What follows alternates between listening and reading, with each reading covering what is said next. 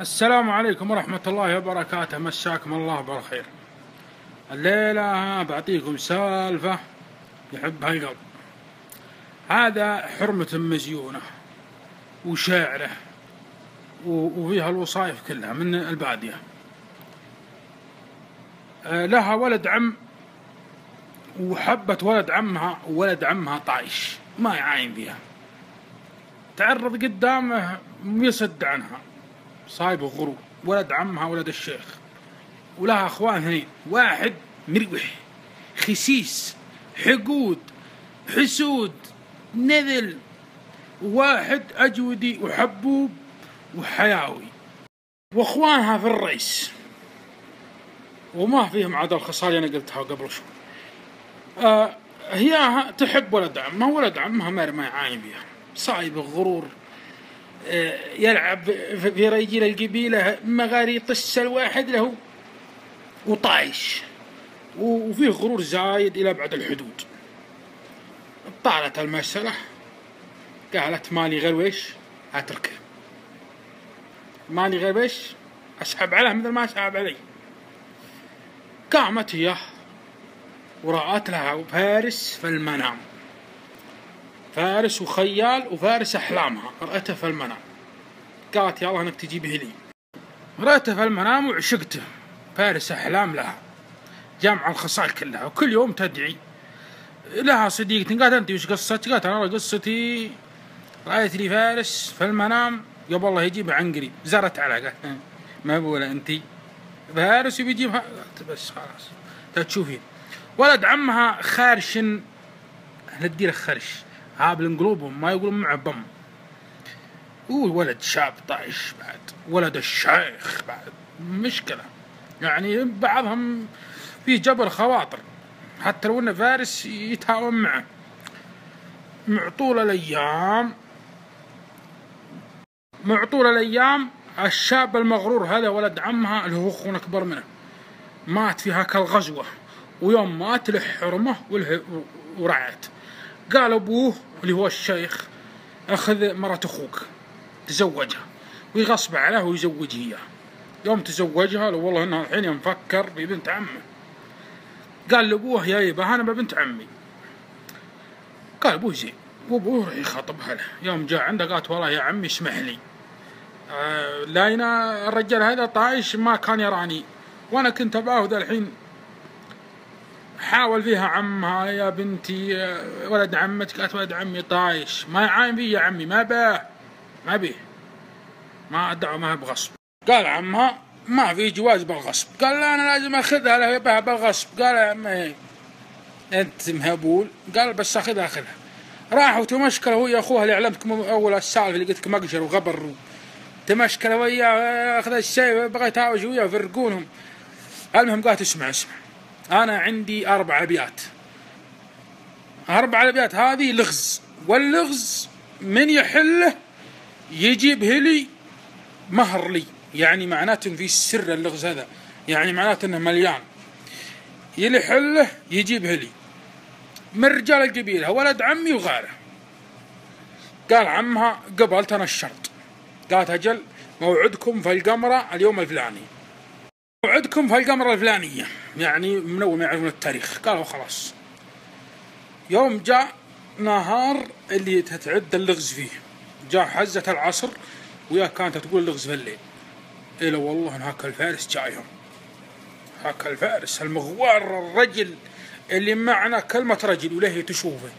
يوم شافته وقلبها يفز له، شكت قالت هذا شكله الفارس اللي هو فارس أحلامي اللي أنا شفته في المنام، شكله هو.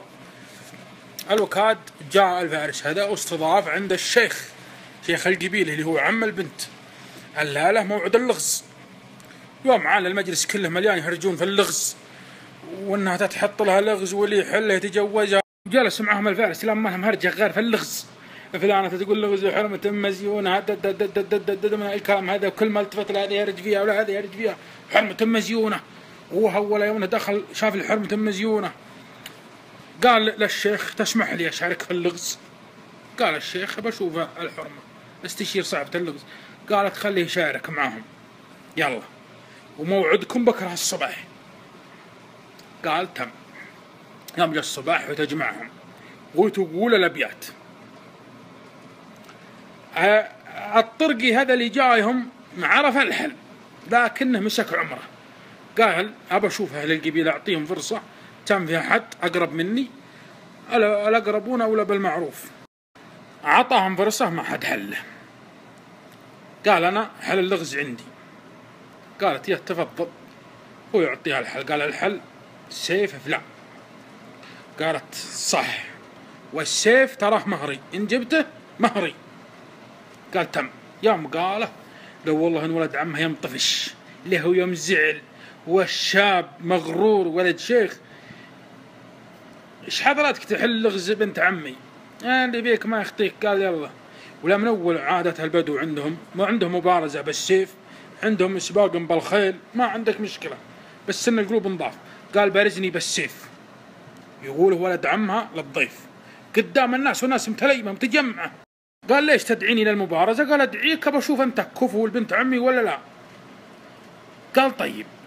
وللضيف هذا مع السيف ثقيل، ما هم مثل السيف ولد عمها، يعني لا صار السيف ثقيل وزند الرجال قوي، يعني لو يضرب ضربة بسيطة يضرب هذاك طاح سيفه على طول.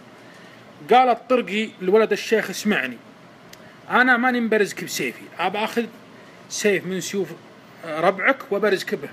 قال ليه شايفني ناقص ما تبرزني بسيفك؟ قال لا ما هو بعدل إني برزك، سيفي ثقيل ولا مثل سيفك، أبرزك بسيفي مثل سيفك. يوم قاله ولا تسمع هي البنت ولا هي يوم كبر في نظرها قالت بس هذا هو فارس أحلامي.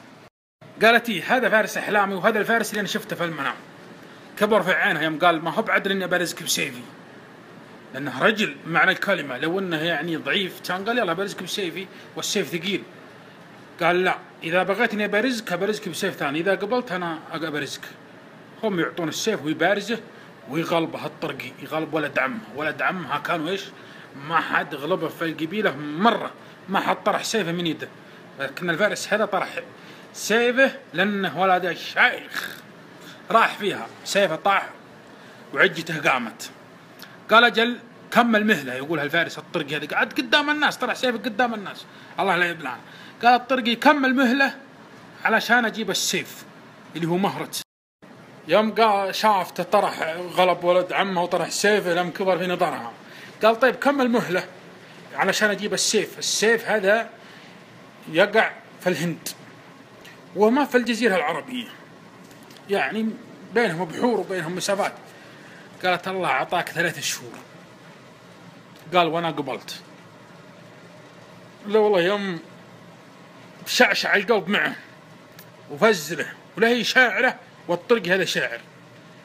يوم جاء المساء ويترجم وتغني لها قصيدة ولا هو يسمعها هو ويرد عليها بقصيدة. قالوا كاد مصبح الصبح. قال أنا بمشي. قالوا احسب 3 شهور من اليوم هذا، أما جيت ترى معاد يبلك الحرمة. قال تم. هو يروح من عندهم. راح من عندهم الفارس هذا بيجيب السيف وراح وقطع البحور للهند وتغربل وطرح وحبسوه وطلع الوكاد وجاب السيف وجاء عزره وجاك طالع. ويوم نزل من البحر ودخل الجزيرة العربية ولا باقي 14 يوم على المهلة وتنتهي. وكانت الحرمة هذه وهي عربها كانوا ساكنين في وسط نفود. الوكاد ما قطع حصى، وهذا هو يمشي في النهار ولا تعب أخذ له غطة، ومشى في الليل ولا تعب أخذ له غطة، ما يرقد نوم من يعني طويل، يبي يحاول يمكن قدام المهنة تنتهي. وهذا هو. ويوم أقبل على هالها بحوالي باقي يمكن المهلة 4 أيام والحصان يموت. ولا والله مسافة 4 أيام على الخيل، والخيل ماتت الحين ورجلي. الوكاد مشى قام يعديها عندك وتعب وطيح بالنفود ويتغربل ويجي عزرة ويذبح الضمر حالته، لكنه ويش صبور وعنده عزم. الوكاد واصل.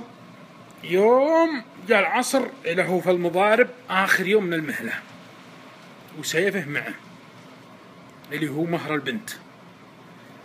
دخل وجاء عند الشيخ واستدعى البنت. قال الشيخ استدعى البنت، قال الرجال جاء وجاب السيف معه. قالت خلاص لا جاء بكرة يجي قدام الناس ويقدم السيف مهري ودق الملك علي وياخذني حرمته على سنة الله ورسوله. قال خلاص. رجع له الشيخ، رجع للرجال هذا وعلمه، قال ما عندك مشكلة. أخوه الكبير الوسخ المروح هذاك النجس مستانس وإيش؟ إن الرجال الطرقي هذا بياخذ أخته حاسد ولد عمه، لأن ولد عمه مشغلهم ويلعب فيهم ولا به ياخذها. ولد عمه زاد جنونه على بنت عمه يباها، لكنها خلاص حصلت الرجال ذاك وصابه لا يأكل ولا يشرب ولا غير، ينقز ويطيح ما حد يمه. وهالكبير المروح هذا يوم شاف ولد عمها قاضي راح لا يأكل ولا غير، حالته قشر ولا غير، استانس وارتاح نفسيا.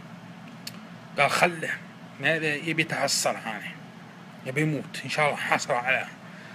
والفارس غالبه هذاك واخذ بنت عمه مزيونة قدام شاربه وحالنا اللغز وجايبنا السيف ما عاد يجيب غير واحد وينك، يعني جامع على الخصال كلها. مستانس المروح. الوكاد يوم امرحوا ولد العم امرح من الجمر اللي في صدره، راحت بنت عمه مزيونة قدام شاربه، أخذها الرجال خلاص جاب مهرها وحل لغزها وانتهت. يوم أصبح الصباح هم يتجمعون، قال أنا ماني بجايهم ولد عمه، أبي أسير بعيد أخاف إني أنقر وأموت من القهر. والفارس يجيب السيف، قال هذا السيف الفلاني اللي هو حل لغزها، وأنا قدمه الولد عمها فلان اللي هو ولد الشيخ مهر، وتجوز بنت عمه وأنا تنازلت عنه. شوف الريدين يوم قال الكلام هذا وياه يجيها بلا، ما تبى ولد عمها تبى هو فارس أحلامها محل لغزة، ياه ما تبى غير الفارس هذا. وهو الحين حطها قدام الناس، قال أنا قدمها الولد عمها وأعطيها السيف، عطى يقدمه مهرا الآن. شوف الرجال لا ولد عمها يسمع الكلام هذا، هم ينادونهم يعلمونه. قال ما دام انك قلت الكلام هذا تستاهلها، والله انك خير مني وطيب مني تستاهلها. ولد عمها ترى شجيع وشهم لكن فيه غرور فيه طيشان شوي، قال تستاهلها. الوكاد كتب كتابها الطرقي وعطى الحرمة السيف وقالت السيف لك، وياخذها حليلة على سنة الله ورسوله ويمشي من عندهم غادر. ولد عمها تحسر على حسرة قوية. هذا الفارس المغوار اللي هي شافته في أحلامها قبل تشوفه في الحقيقة، شافته في الخيال. ولد عمه عاد اسمه عاش مع حرمة أخوه وشافته يحب بنت عمه، قالت ولد اسمعني زين، أما رجال شلها من قلبك وعش معي عيشة زينة، ولا طلقني وخلني أروح في حالي، لا تذبحني، تحب لك وحدة وأنا عندك في ذمتك. خلاص يا أخوي طلقني وروح أنت بجاب 60 داية، ما يصير الكلام ده. لكن عاد عاش معها عيشة الله أعلم بها، وهذاك أخذ حرمته وراح لديارهم والسيف معهم. وأنا يوم شفت الوضع زان والأمور مشت على مجراها، الفارس الموار أخذ حرمته، وولد الشيخ الطايش هذا استرضى حرمته اللي هي مرة أخوه سابقا وعاش معها. يوم شفت الوضع كذا ضبطيناه وهنا جيت مروح من عندهم وخليتهم في حالهم. انتهت سالفتنا وعسى أن تنال على إعجابكم. تحياتي لكم أخيكم ومحبكم أبو فزاع، والسلام عليكم. هذا آخرة الغرور. أنت يوم الحرمة تحبك وتباك تصد وتلف يمين يسار ما تعاين فيها، ذا بيحكى الغرور طايش شربناه عشانك ولد الشيخ ولا ويش. ها ويوم ان الحرمة كرهتك وحبت لواحد ثاني وانت شغله. لا اله الا الله. الحب مرة من صد عني يا علي عنه صديت، ومن لا يبيني ما له بقلبي محلي. انا حبيتها والحب بلوى، مصيبة من مصيبات الزمان، وأنا عمري بدونه ويش يسوى؟ يا ليت اللي برا حالي يراني، ما عاد هو بشايفك راح وخلاك. يا هلا بالراوي يا ابو فزاع، يا حيه. بارك الله يا مرحبا، نورت الريان. تبتسم ايش الحساب معك؟ دخلها.